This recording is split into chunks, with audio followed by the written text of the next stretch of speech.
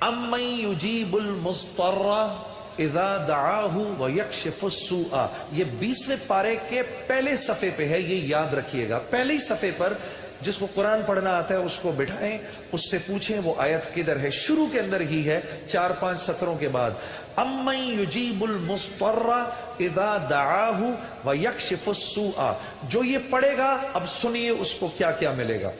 سب سے پہلے کہ اس آیت کو جو ہر نماز کے بعد پڑھے گا، اس کے بعد اگر وہ دعا کرے گا اللہ رب العزت فی الفور اس کی اس دعا کو قبول فرمائیں گے،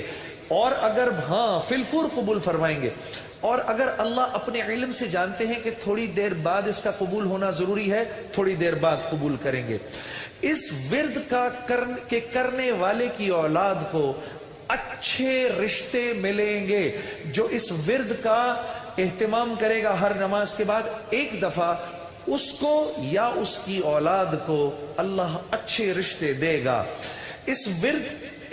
اس آیت کے پڑھنے والے کو جب یہ کسی مشکل میں پھنسے گا، اور اگر اس کی زبان سے اس وقت نکلا، جب آپ سے موبائل چھیننے آتا ہے نا کوئی، اس وقت یہ دعا پڑھو، اس کو نظر ہی نہیں آؤ گے، اس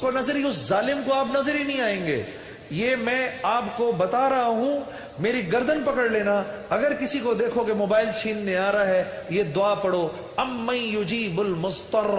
اذا دعاہ ویکشف السوء، اللہ اس ظالم کو ہمت ہی نہیں دے گا آپ کے پاس آنے کی۔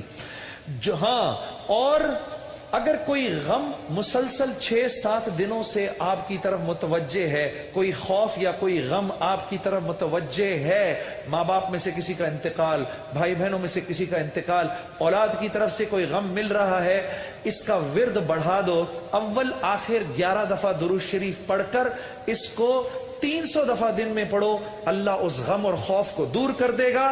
یہ ورد پڑھنے والا اللہ کبھی اس کو نامراد نہیں کرے گا۔ یہ جو دعا مانگے گا، امن یجیب المضطر اذا دعاہ ویکشف السوء، اللہ اس کی دعا پوری کرے گا۔